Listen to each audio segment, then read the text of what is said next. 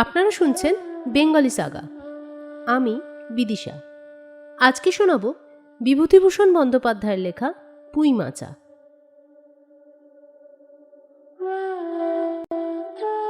সহায়হরি চাটুর্যে উঠানে পা দিয়ায় স্ত্রীকে বলিলেন, একটা বড় বাটি কি ঘটি যাহা কিছু দাও তো, তারক্ষুরও গাছ কেটেছে, একটু ভালো রস আনি।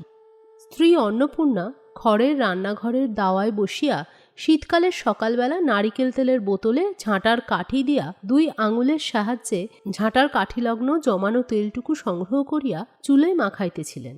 স্বামীকে দেখিয়া তাড়াতাড়ি গায়ের কাপড় একটু টানিয়া দিলেন মাত্র, কিন্তু বাটি কি ঘটি বাহির করিয়া দিবার জন্য বিন্দুমাত্র আগ্রহ তো দেখাইলেন না, এমনকি বিশেষ কোনো কথাও বলিলেন না। সহায়হরি অগ্রবর্তী হইয়া বলিলেন, কি হয়েছে, বসে রইলে যে, দাও না একটা ঘটি। আহ, খেন্তি টেন্তি সব কোথায় গেল এরা? তুমি তেল মেখে বুঝি ছোবে না? অন্নপূর্ণা তেলের বাটিটি সরাইয়া স্বামীর দিকে খানিকক্ষণ চাহিয়া রহিলেন। পরে অত্যন্ত শান্ত সুরে জিজ্ঞাসা করিলেন, তুমি মনে মনে কি ঠাউরেছ বলতে পারো? স্ত্রীর অতিরিক্ত রকমের শান্ত সুরে সহায়হরির মনে ভীতির সঞ্চার হইল। ইহা যে ঝড়ের অব্যবহিত পূর্বের আকাশে স্থির ভাব মাত্র, তাহা বুঝিয়া তিনি মরিয়া হইয়া ঝড়ের প্রতীক্ষায় রহিলেন। একটু আমতা আমতা করিয়া কহিলেন, কেন, কি আবার কি? অন্নপূর্ণা পূর্বাপেক্ষাও শান্ত সুরে বলিলেন, দেখো, রঙ্গ করো না বলছি, ন্যাকামি করতে হয় অন্য সময় করো। তুমি কিছু জানো নাকি কোনো খোঁজ রাখো না? এত বড় মেয়ে যার ঘরে, সে মাছ ধরে আর রস খেয়ে দিন কাটায় কি করে বলতে পারো? গায়ে কি গুজব উঠেছে জানো? সহায়হরি আশ্চর্য হইয়া জিজ্ঞাসা করিলেন, কেন, কি গুজব? কি গুজব জিজ্ঞাসা করো গিয়ে চৌধুরীদের বাড়ি। কেবল বাগদিদুলে পাড়ায় ঘুরে ঘুরে জন্ম কাটালে ভদ্রলোকের গায়ে বাস করা যায় না। সমাজে থাকতে হলে সেই রকম মেনে চলতে হয়। সহায়হরি বিস্মিত হইয়া কি বলিতে যাইতেছিলেন, অন্নপূর্ণা পূর্ববৎ সুরেই পুনর্বার বলিয়া উঠিলেন, এক ঘরে করবে গো, তোমাকে এক ঘরে করবে। কাল চৌধুরীদের চণ্ডীমণ্ডপে এসব কথা হয়েছে। আমাদের হাতে ছোঁয়া জল আর কেউ খাবে না। আশীর্বাদ হয়ে মেয়ের বিয়ে হলো না, ও নাকি উচ্ছুকু করা মেয়ে। গায়ের কোনো কাজে তোমাকে আর কেউ বলবে না। যাও, ভালোই হয়েছে তোমার, এখন গিয়ে দুলে বাড়ি বাগদি বাড়ি উঠে বসে দিন কাটাও। সহায়হরি তাচ্ছিল্যের ভাব প্রকাশ করিয়া বলিলেন, এই আমি বলি না জানি কি ব্যাপার, সবাই এক ঘরে করেছেন, এবার বাকি আছেন কালীময় ঠাকুর। ও! অন্নপূর্ণা তেলে বেগুনে জ্বলিয়া উঠিলেন, কেন, তোমাকে এক ঘরে করতে বেশি কিছু লাগে নাকি? তুমি কি সমাজের মাথা, না একজন মাতব্বর লোক? চাল নেই, চুলো নেই, এক করার মুরদ নেই, চৌধুরীরা তোমায় এক ঘরে করবে, তার এমন কঠিন কথা কি? আর সত্যিই তো। এদিকে ধাড়ি মেয়ে হয়ে উঠল। হঠাৎ স্বর নামাইয়া বলিলেন, হলো যে 15 বছরের, বাইরে কমিয়ে বলে বেড়ালে কি হবে, লোকের চোখ নেই? পুনরায় গলা উঠাইয়া বলিলেন, না বিয়ে দেবার গা না কিচ্ছু, আমি কি যাব পাত্র ঠিক করতে? সশরীরে যতক্ষণ স্ত্রীর সম্মুখে বর্তমান থাকিবেন, স্ত্রীর গলার সুর ততক্ষণ কমিবার কোনো সম্ভাবনা নাই বুঝিয়া সহায়হরি দাওয়া হইতে তাড়াতাড়ি একটা কাঁসার বাটি উঠাইয়া লইয়া খিড়কি দুয়ার লক্ষ্য করিয়া যাত্রা করিলেন। কিন্তু খিড়কি দুয়ারের একটু এদিকে কি দেখিয়া হঠাৎ থামিয়া গেলেন এবং আনন্দপূর্ণ স্বরে বলিয়া উঠিলেন, এসব কি রে খেন্তিমা, এসব কোথা থেকে আনলি? ও, এ যে 14 বছরের একটি মেয়ে আর 2টি ছোট ছোট মেয়ে পেছনে লইয়া বাড়ি ঢুকিল। তাহার হাতে এক বোঝা পুঁই শাক, ডাঁটাগুলো মোটা ও হলদে হলদে চেহারা। দেখে মনে হয় কাহারা পাকা পুঁই গাছ উপড়াইয়া ফেলিয়া উঠানের জঙ্গল তুলিয়া দিতেছিল। মেয়েটি তাহাদের উঠানের জঞ্জাল প্রাণপণে তুলিয়া আনিয়াছে। ছোট মেয়ে দুটির মধ্যে একজনের হাত খালি, গোটা 2-3 পাকা পুঁই পাতা জড়ানো কোনো দ্রব্য। বড় মেয়েটি খুব লম্বা, গোলগাল চেহারা, মাথায় চুলগুলো কৃষ্ণ ও অগোছালো, বাতাসে উড়িতেছে। মুখখানা খুব বড়, চোখ দুটো ডাগর ডাগর ও শান্ত। সরু সরু কাঁচের চুড়িগুলো 2 পয়সা ডজনের, একটি সেফটি পিন দিয়া একত্র করিয়া আটকানো। পিনটির বয়স খুঁজিতে যাইলে প্রাগৈতিহাসিক যুগে গিয়া পড়িতে হয়। এই বড় মেয়েটির নামই বোধহয় খেন্তি, কারণ তাহার পশ্চাদর্থিনীর হাত হইতে পুঁই পাতা জড়ানো দ্রব্যটি লইয়া মেলিয়া ধরিয়া বলিল, চিংড়ি মাছ বাবা, গয়াবুড়ির কাছ থেকে রাস্তায় নিলাম, দিতে চায় না, বলে তোমার বাবার কাছে আর 2 দিনকার দরুন 2 পয়সা বাকি আছে। আমি বললাম, দাও গয়া পিসি, আমার বাবা কি তোমার 2 পয়সা নিয়ে পালিয়ে যাবে? আর এই পুঁই শাকগুলো ঘাটের ধারে রায় কাকা দিয়ে বললে, নিয়ে যা, কেমন মোটা মোটা। অন্নপূর্ণা দাওয়া হইতে অত্যন্ত ঝাঁঝের সহিত চিৎকার করিয়া উঠিলেন, নিয়ে যা, আহা কি অমৃতই না তোমাকে দিয়েছে। পাকা পুঁইড়াটা কাঠ হয়ে গিয়েছে, 2 দিন পরে ফেলে দিত, নিয়ে যা। আর উনি তাদের আগাছা উঠিয়ে নিয়ে এসেছেন। ভালোই হয়েছে, তাদের আর নিজেদের কষ্ট করে কাটতে হলো না। যত পাথুরে বোকা সব মরতে আসে আমার ঘাড়ে। ধাড়ি মেয়ে, বলে দিয়েছি না তোমায় বাড়ির বাইরে কোথাও পা দিও না। লজ্জা করে না এপাড়া সেপাড়া করে বেড়াতে? বিয়ে হলে যে 4 ছেলের মা হতে, খাওয়ার নামে আর জ্ঞান থাকে না। না, কোথায় শাক, কোথায় বেগুন, আর একজন বেড়াচ্ছেন কোথায় রস, কোথায় ছাই, কোথায় পাঁশ। ফেল বলছি ওসব, ফেল। মেয়েটি শান্ত অথচ ভয় মিশ্রিত দৃষ্টিতে মার দিকে চাহিয়া হাতের বাঁধন আলগা করিয়া দিল। পুঁইশাকের বোঝা মাটিতে পড়িয়া গেল। অন্নপূর্ণা বকিয়া চলিলেন, যাতরাধি, ও আপদগুলো টেনে খিড়কির পুকুরের ধারে ফেলে দিয়ে আয় তো। ফের যদি বাড়ির বার হতে দেখেছি তবে ঠ্যাং খোঁড়া না করি তো। বোঝা মাটিতে পড়িয়া গিয়াছিল। ছোট মেয়েটি কলের পুতুলের মতন সেগুলি তুলিয়া লইয়া খিড়কি অভিমুখে চলিল। কিন্তু ছোট মেয়ে এত বড় বোঝা আঁকড়াইতে পারিল না। অনেকগুলি ডাটা এদিক ওদিক ঝুলিতে ঝুলিতে চলিল। সহায় হরির ছেলেমেয়েরা তাদের মাকে অত্যন্ত ভয় করিত। সহায় হরি আমতা আমতা করিয়া বলিতে গেলেন, তা এনেছে মেয়ে মানুষ খাবে বলে, তুমি আবার বরং। পুঁইশাকের বোঝা লইয়া যাইতে যাইতে ছোট মেয়েটি ফিরিয়া দাঁড়াইয়া মার মুখের দিকে চাহিল। অন্নপূর্ণা তাহার দিকে চাহিয়া বলিলেন, না না, নিয়ে যা, খেতে হবে না। মেয়ে মানুষের আবার অত নোলা কিসের? এক পাড়া থেকে আর এক পাড়ায় নিয়ে আসবে 2টো পুঁইশাক ভিক্ষা করে। যা যা, তুই যা, দূর করে বনে দিয়ায়।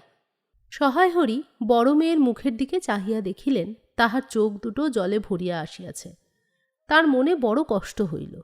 কিন্তু মেয়ের যতই সাধের জিনিস হোক, পুঁইশাকের পক্ষাবলম্বন করিয়া দুপুরবেলা স্ত্রীকে চটাইতে তিনি আদৌ সাহসী হইলেন না। নিঃশব্দে খিড়কির দৌড় দিয়া বাহির হইয়া গেলেন। বসিয়া রাঁধিতে রাঁধিতে বড় মেয়ের মুখের কাতর দৃষ্টি স্মরণে পড়িবার সঙ্গে সঙ্গে অন্নপূর্ণার মনে পড়িল, গত অরন্ধনের পূর্বদিন বাড়িতে পুঁইশাক রান্নার সময় খেন্তি আবদার করিয়া বলিয়াছিল, মা, অর্ধেকগুলো কিন্তু একা আমার, অর্ধেক সব মিলে তোমাদের। বাড়িতে কেহ ছিল না। তিনি নিজে গিয়ে উঠানের ওই খিড়কির দোরের আশেপাশে যে ডাঁটা পড়িয়াছিল সেগুলি কুড়াইয়া লইয়া আসিলেন। বাকিগুলো কুড়ানো যায় না, ডোবার ধারে ছাইয়ের গাদায় ফেলিয়া দিয়াছে। কুচো চিংড়ি দিয়া এইরূপে চুপি চুপি পুঁইশাকের তরকারি রাঁধিলেন। দুপুরবেলা খেন্তি পাতে পুঁইশাকের চচ্চড়ি দেখিয়া বিস্ময় ও আনন্দপূর্ণ ডাগর চোখে মায়ের দিকে ভয়ে ভয়ে চাহিল। 2-1বার এদিক ওদিক ঘুরিয়া আসিতেই অন্নপূর্ণা দেখিলেন উক্ত পুঁইশাকের এক টুকরাও তাহার পাতে পড়িয়া নাই। পুঁইশাকের ওপর তাহার এই মেয়েটির কিরূপ লোভ তাহা তিনি জানিতেন। জিজ্ঞাসা করিলেন, কিরে খেন্তি, আর একটু চচ্চড়ি দিই? খেন্তি তৎক্ষণাৎ ঘাড় নাড়িয়া এ আনন্দজনক প্রস্তাব সমর্থন করিল। কি ভাবিয়া অন্নপূর্ণার চোখে জল আসিল। চালের বাতায় গোঁজা ডালা হইতে শুকনো লঙ্কা পাড়িতে লাগিলেন। কালীময়ের চণ্ডীমণ্ডপে সেদিন বৈকালবেলায় সহায় হরির ডাক পড়িল। সংক্ষিপ্ত ভূমিকা ফাঁদিবার পর কালীময় উত্তেজিত সুরে বলিলেন, সেসব দিন কি আর আছে ভায়া? এই ধরো কেষ্টমুকুজ্জে, স্বভাব নইলে পাত্র দেব না, স্বভাব নইলে পাত্র দেব না করে কি কাণ্ডটাই করলে। অবশেষে কিনা হরির ছেলেটাকে ধরে পড়ে মেয়ের বিয়ে দেয়, তবে রক্ষে। তার কি স্বভাব রাম বলো? পরে সুর নরম করিয়া বলিলেন, তা সমাজে সেসব শাসনের দিন কি আর আছে? দিন দিন চলে যাচ্ছে, বেশি দূরে যাই কেন? এই যে তোমার মেয়েটি 13 বছরের। সহায় হরি বাধা দিয়া বলিতে গেলেন, এই শ্রাবণ মাসে 13। আহা, 13 আর 16 তফাৎ কিসের শুনি? 13 আর 16 তফাৎটা কিসের? আর সে 13ই হোক, আর চাই 16ই হোক, চাই 50ই হোক, তাতে আমাদের দরকার নেই। সে তোমার হিসেব তোমার কাছে। কিন্তু পাত্তর আশীর্বাদ হয়ে গেল, তুমি বেঁকে বসলে কি জন্যে শুনি? ও তো একরকম উচ্চুগ্গে করা মেয়ে। আশীর্বাদ হওয়াও যা, বিয়ে হওয়াও তা, 7 পাকের যা বাকি, এই তো। সমাজে বসে এসব কাজগুলো তুমি যে করবে আর আমরা বসে বসে দেখব, এ তুমি মনে ভেবো না। সমাজের বামুনদের যদি জাত মারবার ইচ্ছে না থাকে, মেয়ের বিয়ের বন্দোবস্ত করে ফেলো। পাত্তর পাত্তর, রাজপুত্তর না হলে পাত্তর মেলে না। গরিব মানুষ, দিতে থুতে পারবে না বলেই শ্রীমন্ত মজুমদারের ছেলেকে ঠিক করে দিলাম। লেখাপড়া নাই বা জানলে, জজ ম্যাজিস্ট্রার না হলে কি আর মানুষ হয় না? দিব্যি বাড়ি, বাগান, পুকুর, শুনলাম এবার নাকি 20 জমিতে 4টি আমন ধানও করেছে। ব্যাস, রাজার হাল, দুই ভাইয়ের অভাব কি? ইতিহাসটা হইতেছে এই যে মণিগায়ের উক্ত মজুমদার মহাশয়ের পুত্রটি কালিময় ঠিক করিয়া দেন। কেন কালিময় মাথা ব্যথা করিয়া সহায় হরির মেয়ের বিয়ের সম্বন্ধ মজুমদার মহাশয়ের ছেলের সঙ্গে ঠিক করিতে গেলেন, তাহার কারণ নির্দেশ করিতে যাইয়া কেহ কেহ বলেন যে কালিময় নাকি মজুমদার মহাশয়ের কাছে অনেক টাকা ধার করেন, অনেক দিনের সুদ পর্যন্ত বাকি, শীঘ্র নালিশ হইবে ইত্যাদি। এ গুজব যে শুধু অবান্তর তাহাই নহে, ইহার কোনো ভিত্তি আছে বলিয়াও মনে হয় না। ইহা দুষ্টপক্ষের রটনা মাত্র। যাহাই হোক, পাত্রপক্ষ আশীর্বাদ করিয়া যাওয়ার দিন কতক পরে সহায় হরি টের পান পাত্রটি কয়েক মাস পূর্বে নিজের গ্রামে কি একটা করিবার ফলে গ্রামের এক কুম্ভকার বধূর আত্মীয় স্বজনের হাতে বেদম প্রহার খাইয়া কিছুদিন নাকি শয্যাগত ছিল। এরকম পাত্রে মেয়ে দিবার প্রস্তাব মনোপুত না হওয়ায় সহায় হরি সে সম্বন্ধ ভাঙিয়া দেন। দিন দুই পরের কথা। সকালে উঠিয়া সহায় হরি উঠানে বাতাপি লেবু গাছের ফাঁক দিয়া যেটুকু নিতান্ত কচি রাঙা রৌদ্র আসিয়াছিল তাহারই আতপে বসিয়া আপন মনে তামাক টানিতেছিলেন। বড় মেয়ে খেন্তি আসিয়া চুপি চুপি বলিল, বাবা যাবে না? মা ঘাটে গেল।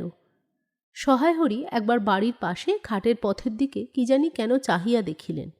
পরে নিম্নস্বরে বলিলেন, যা শিগগিরি শাবলখানা নিয়ে আয় দেখি। কথা শেষ করিয়া তিনি উৎকণ্ঠার সহিত জোরে জোরে তামাক টানিতে লাগিলেন এবং পুনরায় একবার কি জানি কেন খিড়কির দিকে সতর্ক দৃষ্টি নিক্ষেপ করিলেন। ইতিমধ্যে প্রকাণ্ড ভারী একটা লোহার শাবল দুই হাত দিয়া আঁকড়াইয়া ধরিয়া খেন্তি আসিয়া পড়িল। তৎপরে পিতা পুত্রীতে সন্তর্পণে সম্মুখের দরজা দিয়া বাহির হইয়া গেল। ইহাদের ভাব দেখিয়া মনে হইতেছিল ইহারা কাহারও ঘরে সিঁধ দিবার উদ্দেশ্যে চলিয়াছে। অন্নপূর্ণা স্নান করিয়া সবে কাপড় ছাড়িয়া উনুন ধরাইবার জোগাড় করিতেছেন। মুকুজ্জে বাড়ির ছোট খুকি দুর্গা আসিয়া বলিল, খুড়িমা, মা বলে দিল খুড়িমাকে গিয়ে বল মা ছোবে না, তুমি আমাদের নবান্নটা মেখে আর ইতুর ঘটগুলো বার করে দিয়ে আসবে। মুকুজ্জে বাড়ি ও পাড়ায়। যাইবার পথের বাঁ ধারে এক জায়গায় শেওড়া, বানভাট, বনচালতা গাছের ঘন বন। শীতের সকালে এক প্রকার লতাপাতার ঘন গন্ধ বন হইতে বাহির হইতেছিল। একটা লেজঝোলা হলদে পাখি আমড়া গাছের এডাল হইতে ও ডালে যাইতেছে। দুর্গা আঙুল দিয়া দেখাইয়া বলিল, খুড়িমা খুড়িমা, ওই যে কেমন পাখিটা। পাখি দেখতে গিয়া অন্নপূর্ণা কিন্তু আর একটা জিনিস লক্ষ্য করিলেন। ঘন বনটার মধ্যে কোথায় এতক্ষণ খুব খুব করিয়া আওয়াজ হইতেছিল, কে যেন কি খুঁজিতেছে। দুর্গার কথার পরেই হঠাৎ সেটা বন্ধ হইয়া গেল। অন্নপূর্ণা সেখানে খানিকক্ষণ থমকিয়া দাঁড়াইলেন। তাহারা খানিক দূর যাইতে বনের মধ্যে পুনরায় খুব খুব শব্দ আরম্ভ হইল। কাজ করিয়া ফিরিতে অন্নপূর্ণার কিছু বিলম্ব হইল। বাড়ি ফিরিয়া দেখিলেন খেন্তি উঠানের রৌদ্রে বসিয়া তেলের বাটি সম্মুখে লইয়া খোপা খুলিতেছে।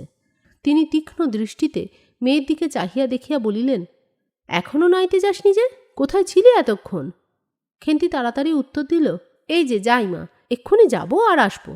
খেন্তি স্নান করিতে যাইবার একটুখানি পরেই সহায় হরি সোৎসাহে 15-16 সের ভারী একটা মেটে আলু ঘাড়ে করিয়া কোথা হইতে আসিয়া উপস্থিত হইলেন এবং সম্মুখে স্ত্রীকে দেখিয়া কৈফিয়তের দৃষ্টিতে সেই দিকে চাহিয়াই বলিয়া উঠিলেন, ওই ওপাড়ার মশায় চৌকিদার রোজই বলে, কর্তা ঠাকুর, তোমার বাপ থাকতে তবু মাসে মাসে এদিকে তোমাদের পায়ের ধুলো পড়ত, তা আজকাল তো তোমরা আর আসো না। এই বেড়ার গায়ে মেটে আলু করে রেখেছি, তা দাদা ঠাকুর বরং।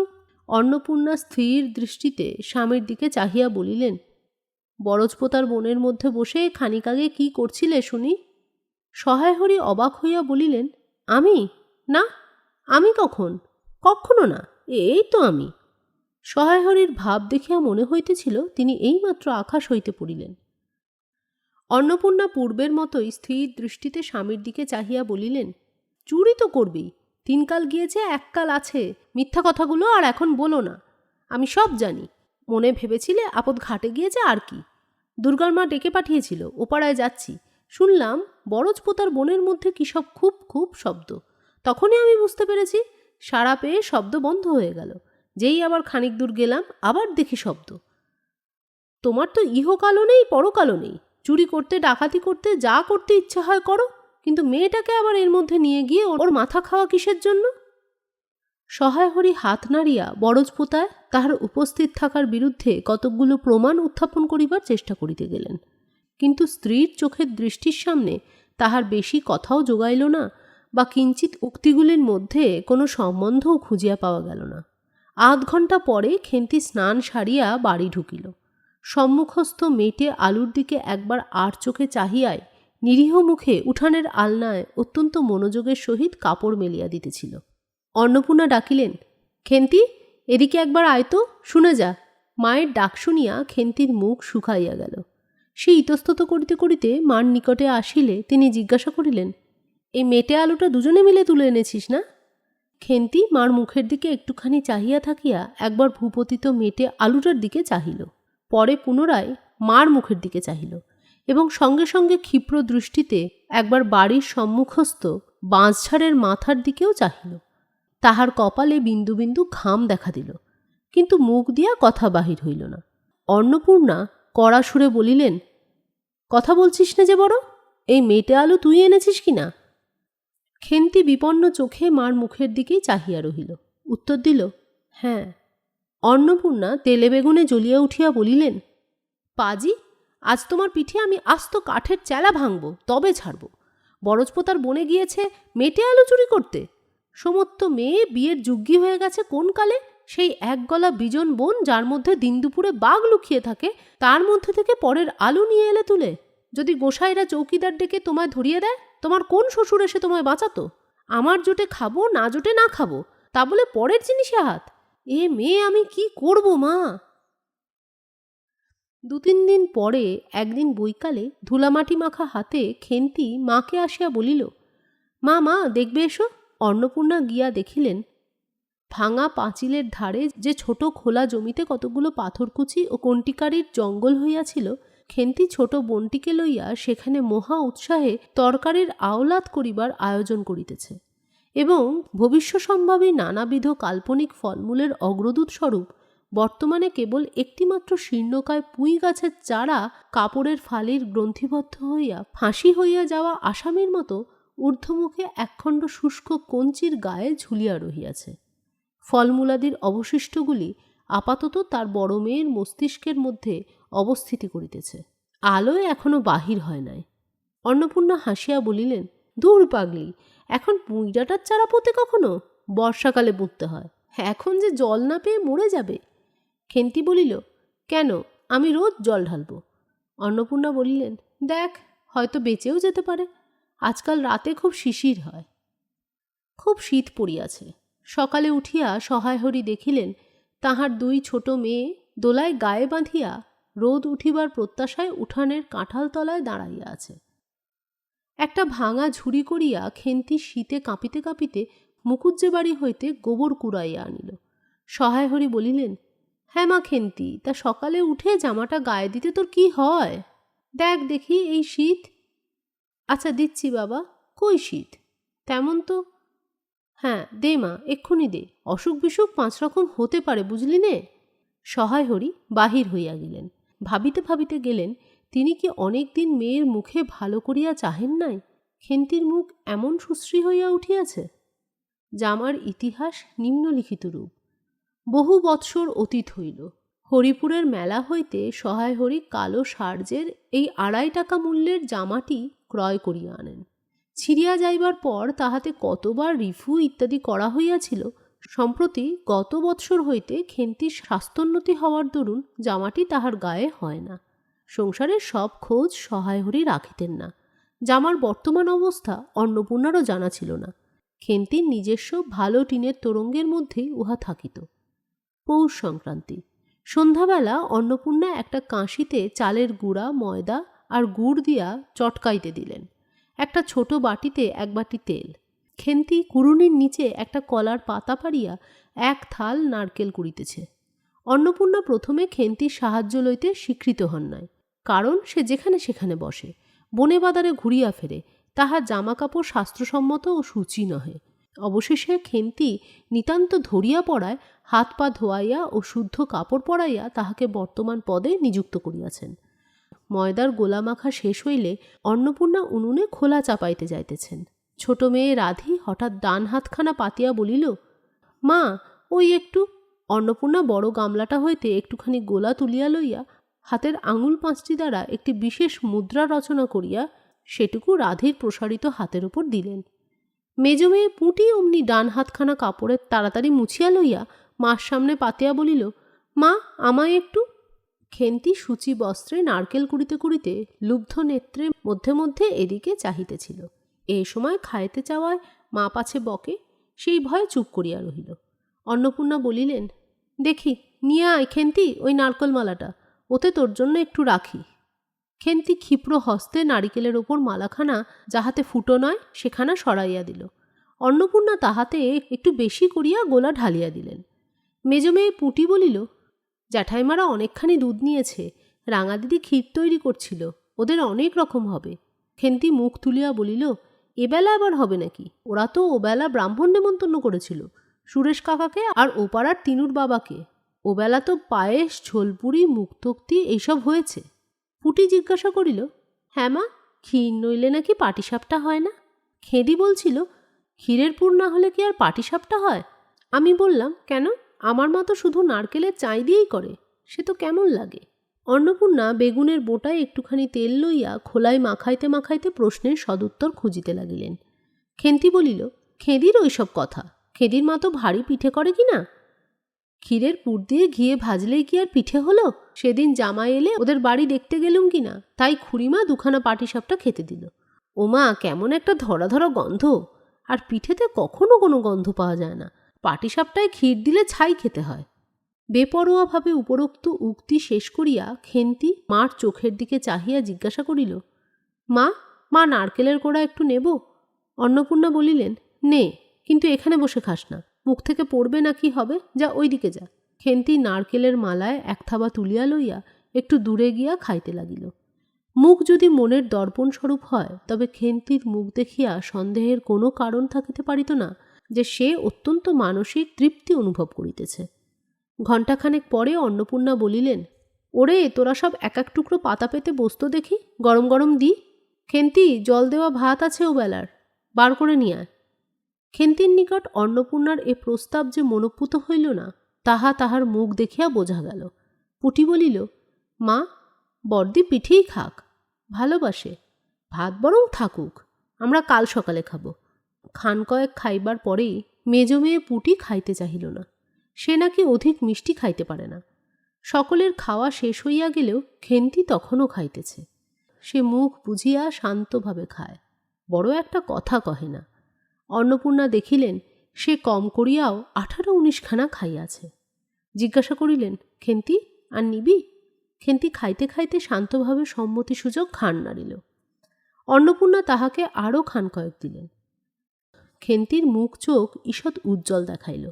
হাসি ভরা চোখে মার দিকে চাহিয়া বলিল, বেশ খেতে হয়েছে মা, ওই যে তুমি কেমন ফেনিয়া নাও, ওতেই কিন্তু। সে পুনরায় খাইতে লাগিল।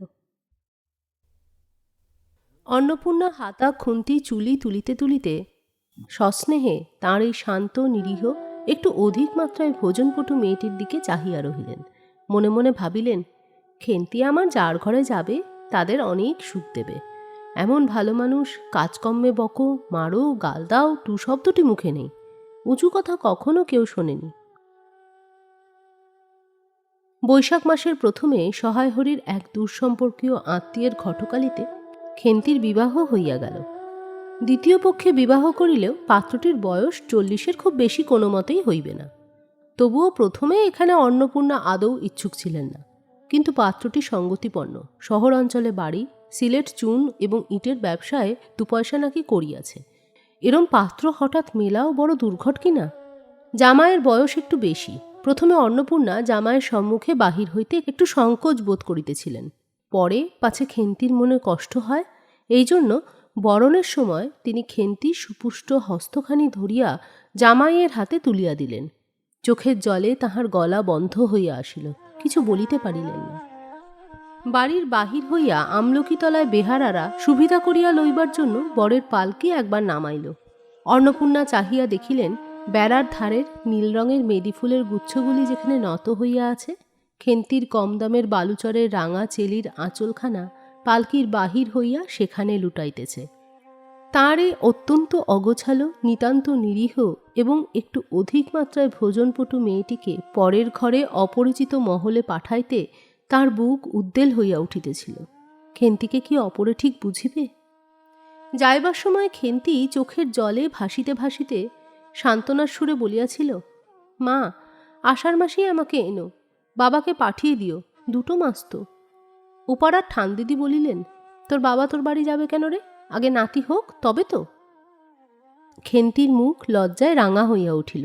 জল ভরা ডাগর চোখের ওপর একটুখানি লাজুক হাসির আভা মাখাইয়া সে এক গুয়েমি সুরে বলিল, না যাবে না বই কি, দেখো তো কেমন না যান।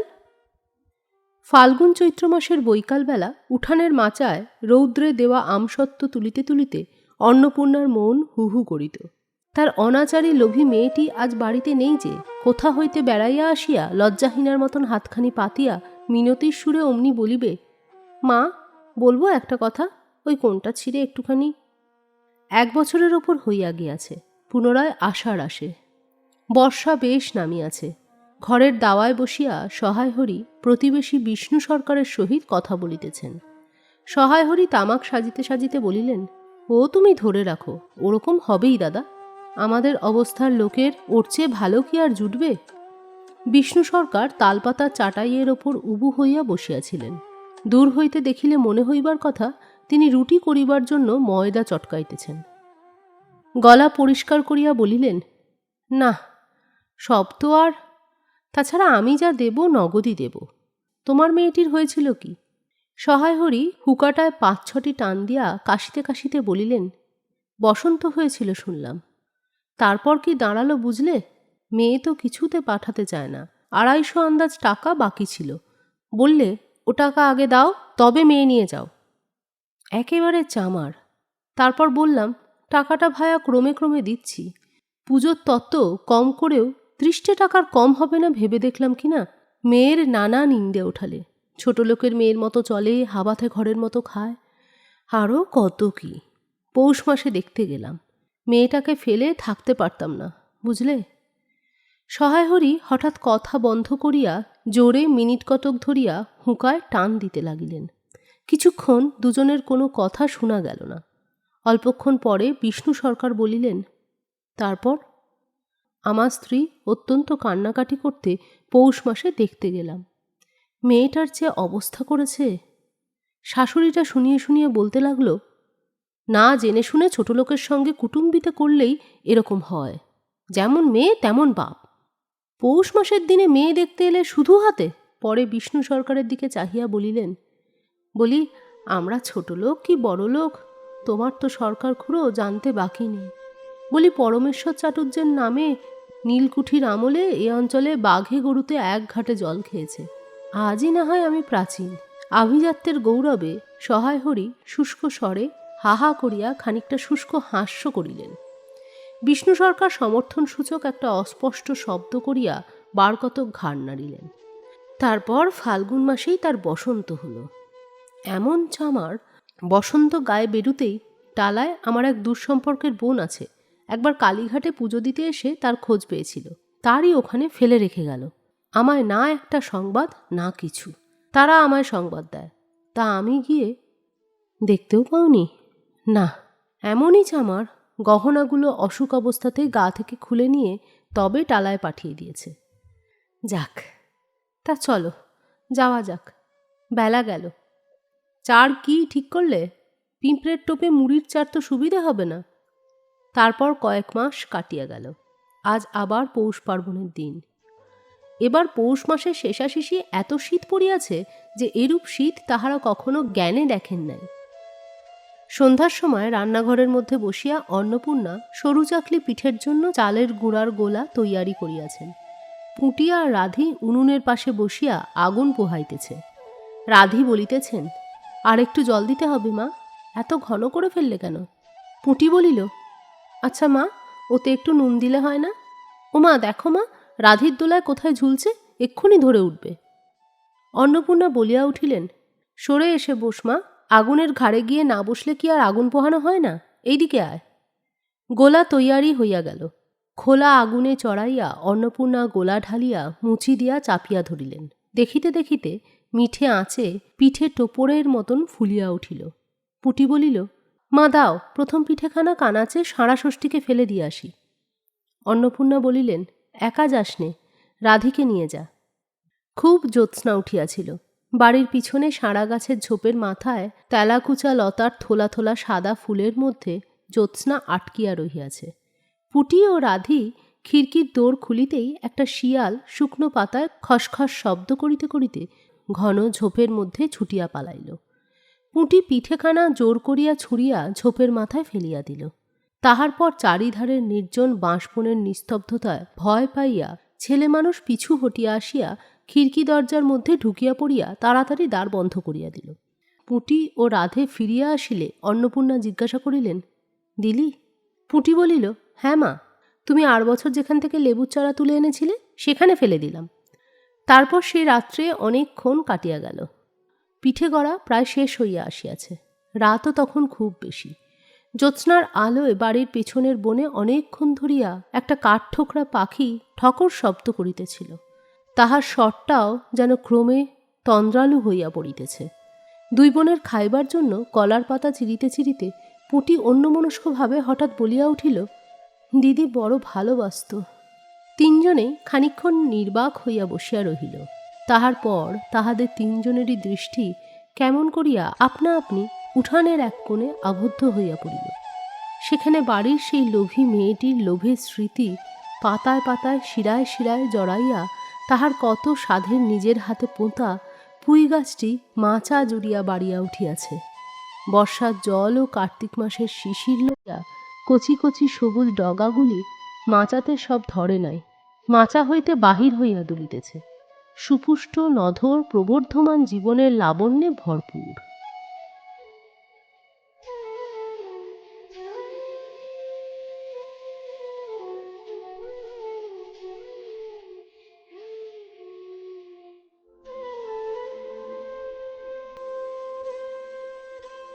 আজকের নিবেদন এখানেই শেষ হলো। কয়েকদিনের মধ্যেই নিয়ে আসবো নতুন একটি গল্প। ততদিন সুস্থ থাকুন, সঙ্গে থাকুন, শুনতে থাকুন বেঙ্গলি সাগা। আজ আসি, টাটা।